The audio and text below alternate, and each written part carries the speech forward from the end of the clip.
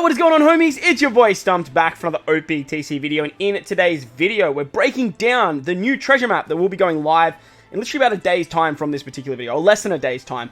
So with the new treasure map, we are getting a Chopper V2, the film red Chopper, and in today's video we're going to go through all of the mini-boss stages. I'm going to give you guys some accessible teams, in quotation marks, accessible, but they're also going to be built around speed. As we break down each stage though, the teams may change, so I'm going to show a picture at the beginning, and then sort of have something maybe at the end. As always, I'll leave a thing like a picture of them at the end anyway, and sort of show you guys like what characters would be really good for some like particular events or particular stages, sorry, and what teams I'll actually be using at the end. Now, I have not included any of the new legends on these teams as well. So Chopper, Uta, Shanks, Ben Beckman, Lucky Roo, Usopp, Yasop, and Luffy. I haven't included any of them. I haven't included any of the new batch characters except for Uta's batch. And the big reason I've included them is because I do think if you're going to summon on any of the Sugo Fest that are available right now, Uta's part is the one to go summon on. So you can probably pick up that batch there. And I feel like most people summoned on that banner anyway. So hopefully they picked them up. Big shout out to the OPTC database and the treasure map planner. I'll leave links to those in the description below for you guys. But with that said, enjoy the video. Belt the like button if you're new. Hit the subscribe button. And let's check out treasure map against Chopper. Alright, so these are the accessible teams that I have put together for you guys. Now, I have focused on speed, as I mentioned, but as we break down each individual stage, I'll talk about some other units and what units are recommended and stuff like that. But if you guys want to pause the video right here, have a look at these teams, tweak them to whatever suits your account, go from there. But obviously, you want to have as many point boosters on these two stages as possible, and 9.47 is kind of like the most effective that I could come up with. So, if you guys are struggling with the new legends and stuff like that, then hopefully these teams help you out. But there are a few changes, like once Uta 5 Plus comes in, you can use Uta 5 Plus here. Then you can take off Sabo. If you have like Chopper, you can put Chopper here. If you have Hiyori, you can put Hiyori here. But we'll talk about that once when we get there. So let's take a look at the first mini boss, which is against Gordon. Now, against Gordon, all characters get their cooldowns by 5 turns. Gordon is a strength unit. He gives you 5 turns of Ship Bind. He makes it harder to hit perfects for 99 turns. He gives you a full water block, bad block and bomb orbs. I was under the impression that it was all, like he gave you all the orbs, which is like all block, but whatever. 6 turns of bind on your top row, 10 turns of chain coefficient reduction, and then 99 turns of defense down immunity. Now, whenever I see a strength mini boss, I immediately think the Beast Pirates. Kaido and the lead performers with their switch ability, they are the best wave clearer in the entire game, and they work exceptionally well. Now, against Gordon, the recommended characters are Tesoro and his little Mr. Tanaka friend. I'm pretty sure. I think that's his name. But the big reason they want you to do that is obviously because they make tap timing harder. They give you ship bind. They give you unfavorable block bomb orbs. Like, they do all that nasty stuff, so that way like you can hit great. But with the Beast Pirates, you can just go switch into the quick variations, and then you just board wipe the first 2 stages. To get around the bind and the chain coefficient reduction, I actually have Blackbeard. This Blackbeard, the treasure map Blackbeard, can remove 7 turns of bind, which is great. He removes all of that. And then he also gives you chain boundary to get around the chain coefficient reduction. Besides that, there's not really that much else besides these like bad and block bomb orbs and stuff like that. And to get around that, I actually use this Doflamingo. This Dofi, he can remove block orbs for driven characters, and this whole team is actually driven based. What you can do if you really want to, if you don't want to use this Dofi, is you can always use something like Shirahoshi, the legend Shirahoshi, and because we are just sort of wave clearing on the first 2 stages, she gives you 2, 6, 3, 1. She gives you rainbow orbs at the start of the fight, and then that way, because you wave clear, you just hang on to those orbs no matter what, and then you don't even have to worry about popping the Dofi special. But if you want more points, you can obviously bring Dofi. If you guys have some of the boosters and you don't need characters elsewhere, if you're missing something like this Blackbeard, obviously Tesoro is going to work great here. However, I do have Tesoro on another team for another said reason, but it also depends on what you have. Another very good unit would be Izo and Kiku. You could use Izo Kiku here as well. Anyone that's going to give you a chain lock is going to help you out drastically, but obviously Tesoro is the main guy for this particular fight. Onto Yasop and Usopp now. Oh, sorry, the last 2 units here, Katakuri is like an orb booster, Smoker is an attack booster. I think Katakuri gives you a full board of orbs no matter what, right? If I remember correctly. Pretty sure with his special he gives you a full... Oh no, he just changes block orbs. Fair enough. Nevertheless, like he's still a good unit for powerhouse teams. So That's going to work absolutely fine. The only thing you really have to worry about here is your bind and your chain down. And like I said, you've got chain lockers for this. For bind removal, if you run Tesoro as your captain and having like Limit Break expanded or whatever, you could even use like Hiyori. If you have Hiyori for this team, you could run Hiyori over Shirahoshi. And that way you could use her for the bind. Chopper's a great option too. If you have any of these characters here, you're probably running them elsewhere. But there are a few other characters that you guys could bring. Onto Yasop and Usopp now. They are a strength unit as well. Dex, Quick, and Int characters get their cooldowns. And on the preemptive, they give you 2 turns of special rewind. You then get 10 turns of ship bind. I don't know why ship bind is such a prevalent thing now. 5 turns of paralysis and 1 turn of damage null. So a few things come to mind when I see this paralysis. And there's 2 captains that are actually boosted that do, or 3 captains actually, that do that very well. You've got Izo and Kiku. If you have Izo and Kiku, you can run them here. However, if you need Izo Kiku for like this team over here, or for like this team over here, I do totally understand. But they are a very, very good chain locking unit that can remove paralysis with their captain. You also have Black Maria. Black Maria is another really good option. She can remove paralysis with her captain ability as well. But with Black Maria, you have to build the team with Dex and Strength units, and that's why I have Zoro for wave clearing. I have Sasaki for an attack boost and a base stat boost.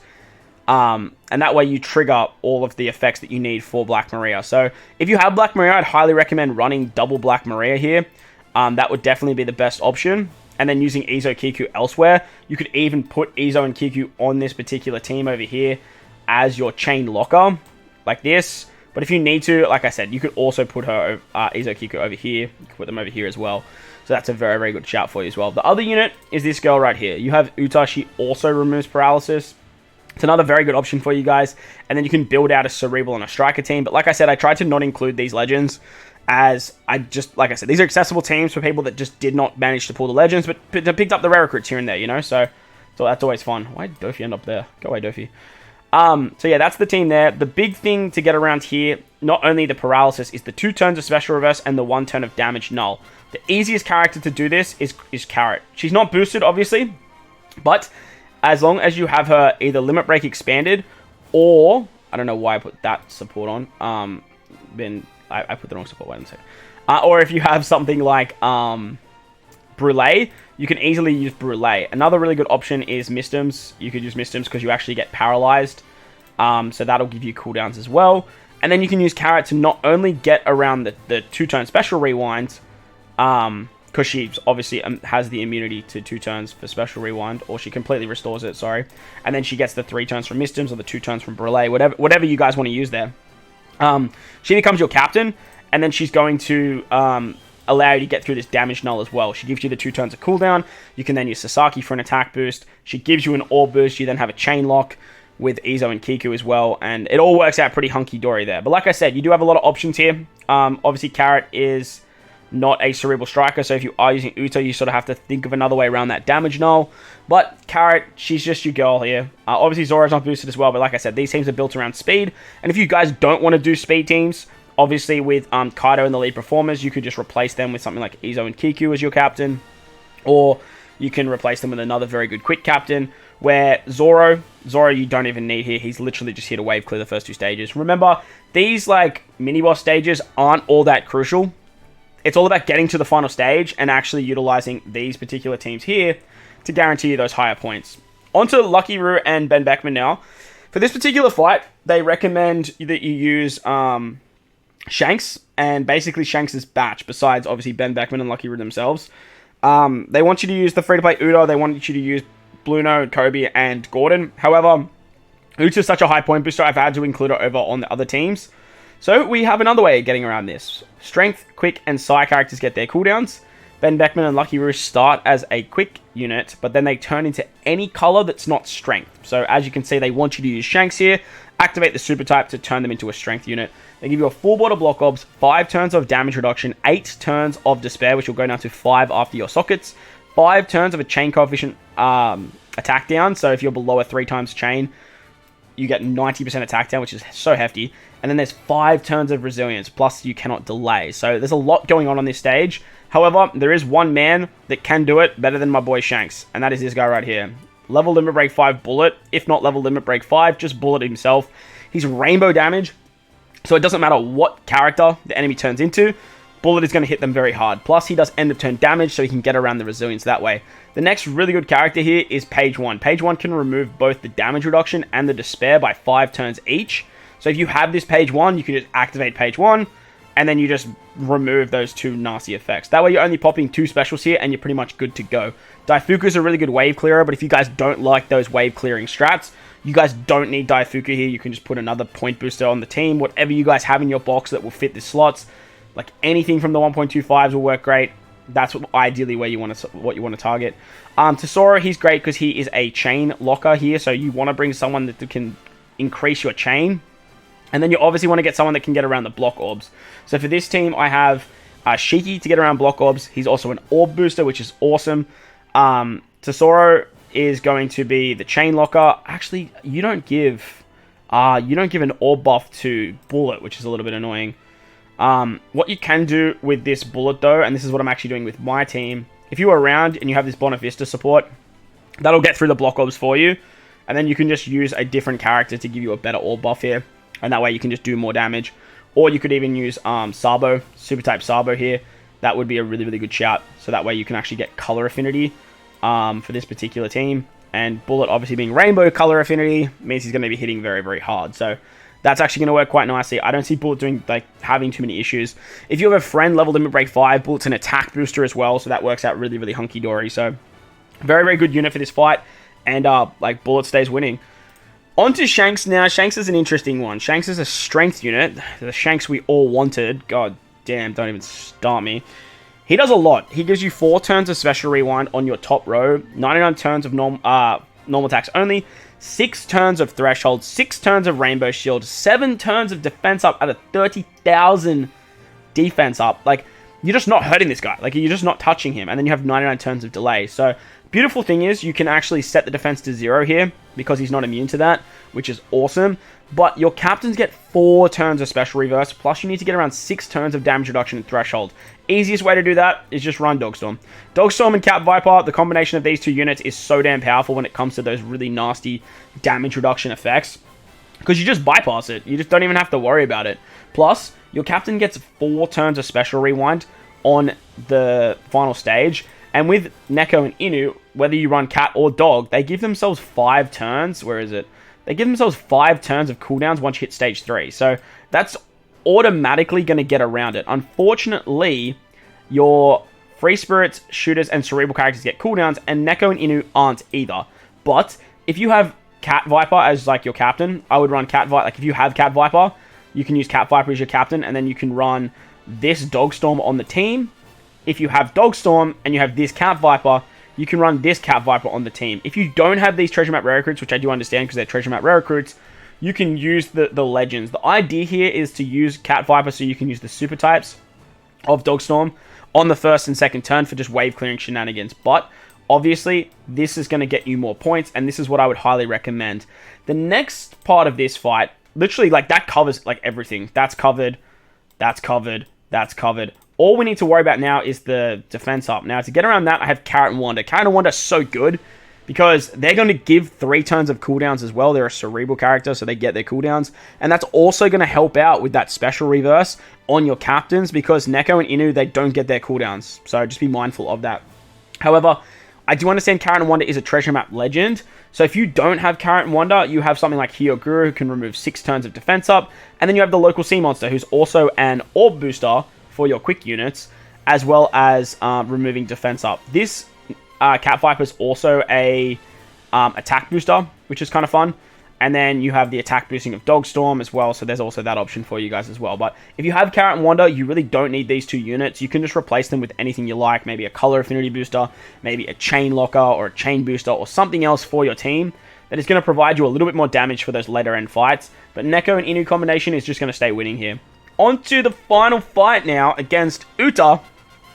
This is where things get a little bit spicy. Now, obviously, the recommended character list is the new Luffy with his batch. Now, you want to try and bring a Luffy friend captain, and that's actually going to help you out so drastically. But I do understand finding Luffy friend captains is going to be a little bit challenging. So head over to the Discord, try and find some friend captains over there that'll help you guys out, because you do really want to bring a friend captain Luffy here, just to maximize your damage and all of your treasure map points. So, on Stage 1, fighters, free spirits, and shooters get their cooldowns. And then on stage 2, it's a fight against someone. We're not sure who that is yet, but you get 7 turns of bind on your friend captain, so just on your Luffy friend captain. 7 turns of despair on your captain. It's 99 turns of delay.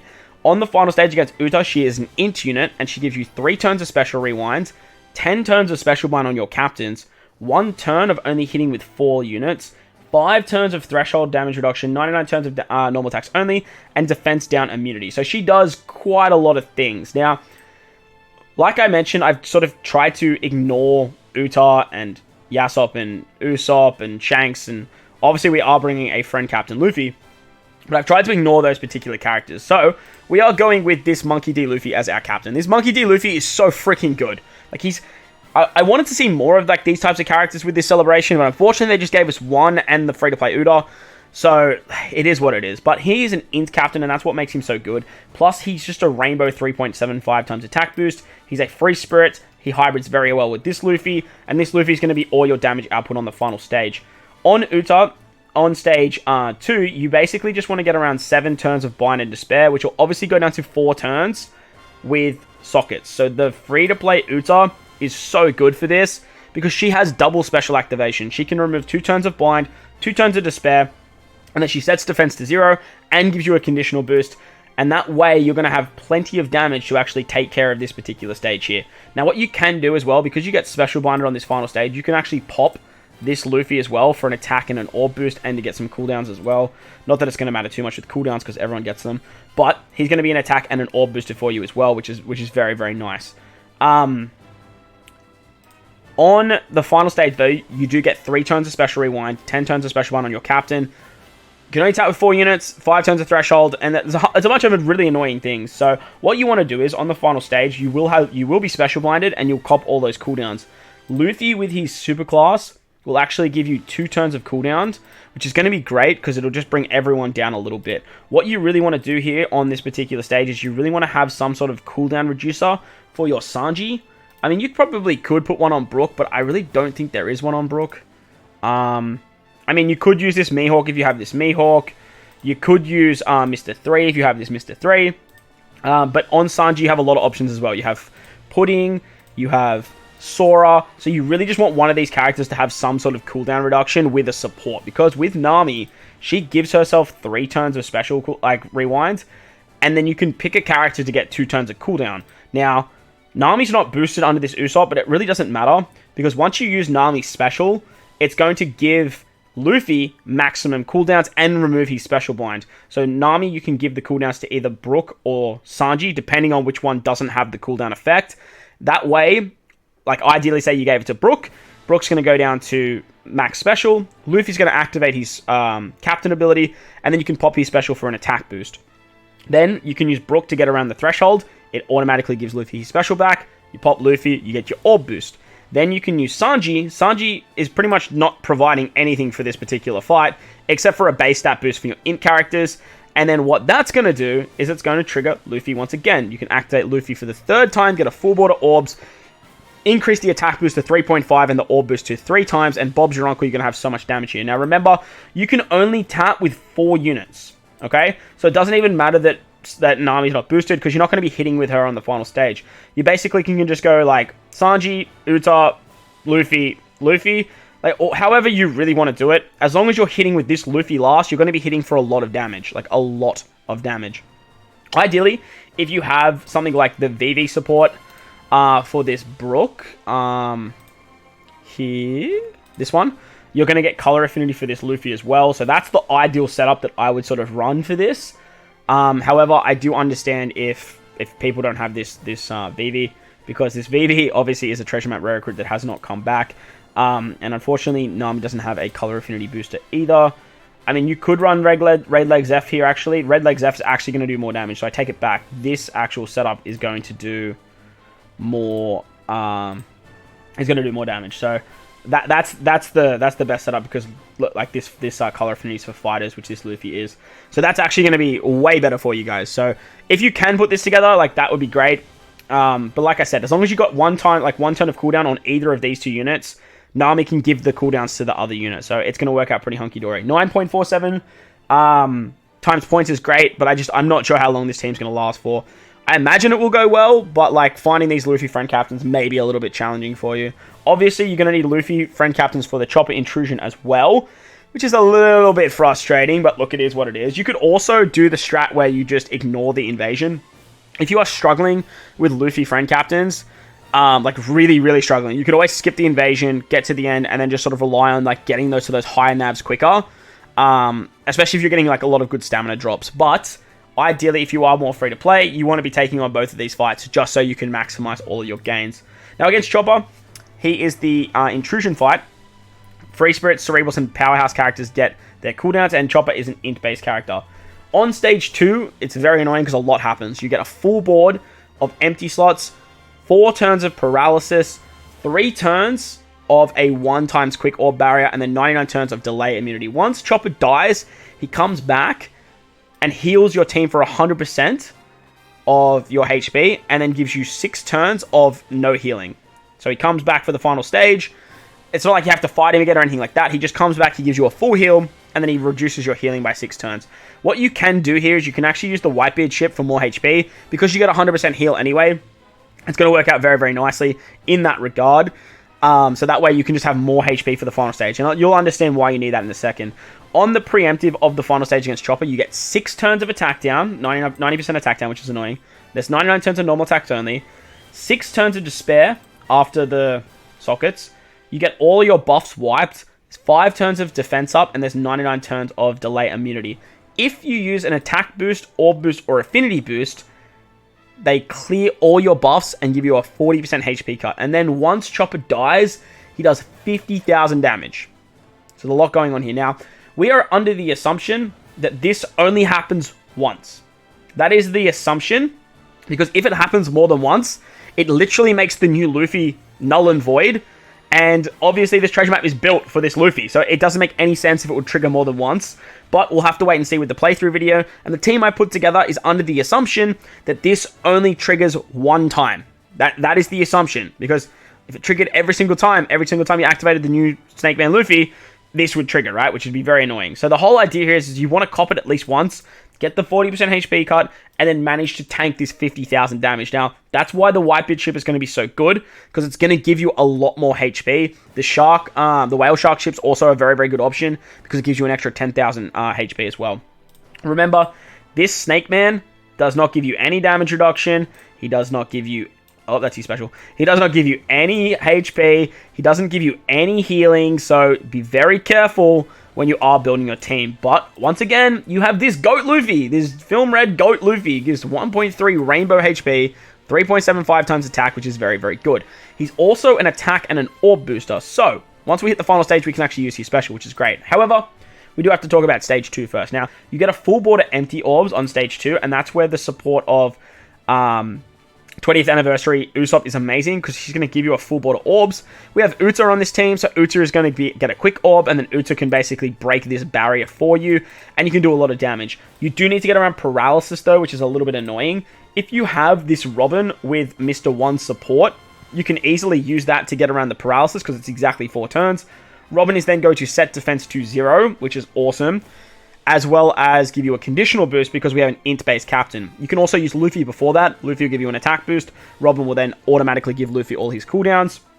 And then you got a very good attack boost, a conditional boost for this particular stage here, as well as breaking through the barrier easy peasy. You'll kill Chopper, he'll give you 100% healing, and then he'll bind your healing for 6 turns, and you can move on to this final stage. On this final stage, we do have to get around to some annoying things. Now, there is 6 turns of despair.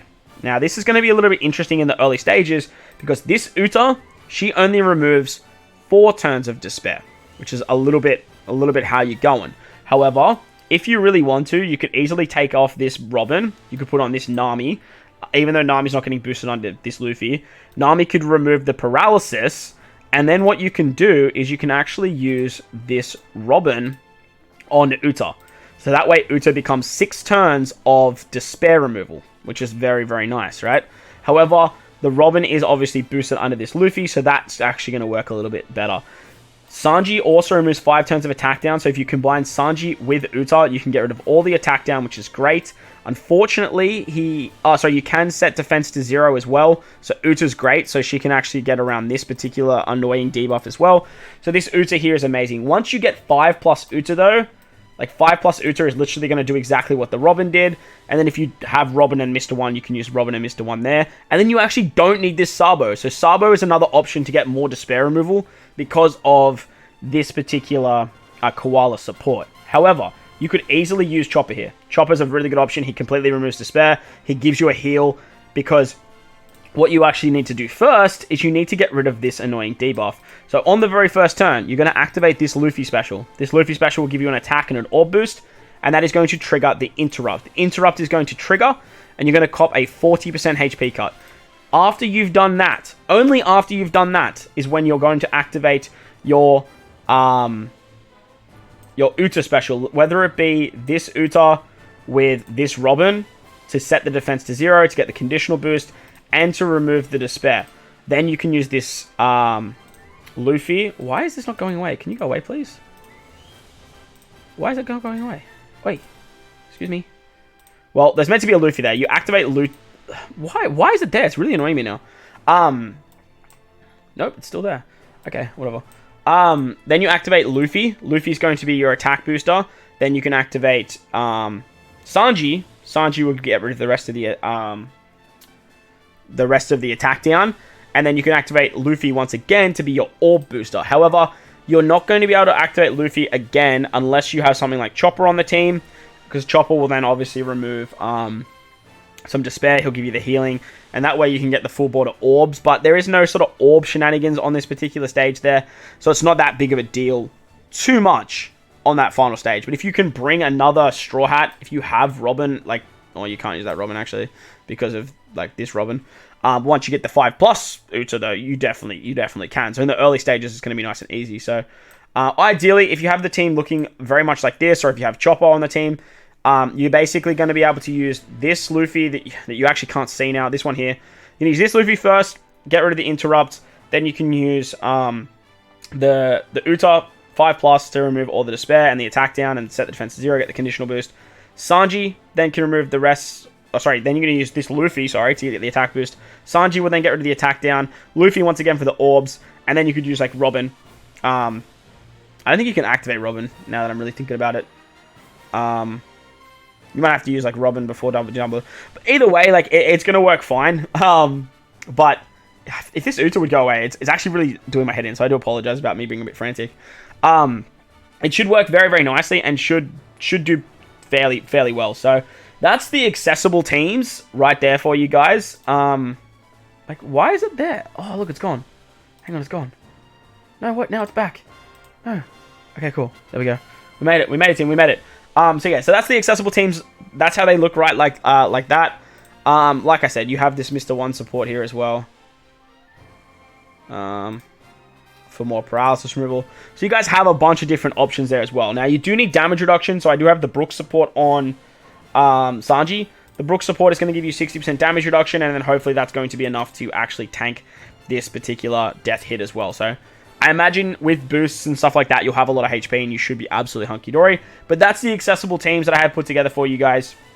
And hopefully it helps you guys out with this particular treasure map if you've gotten really unlucky with summons and stuff like that. But hopefully, if you need to go to particular parts of the video, I'll try and leave timestamps for you guys so you can so you can understand what options are available for you. However, if you are a big old whale like myself and you have all of the boosters, these are the teams that I'm sort of rocking here. So to give you guys a quick rundown of what the teams look like, I'm using double Beast Pirateer once again to wave clear the first 2 stages, and then I'm utilizing Shanks on the final stage to give myself a full border orbs.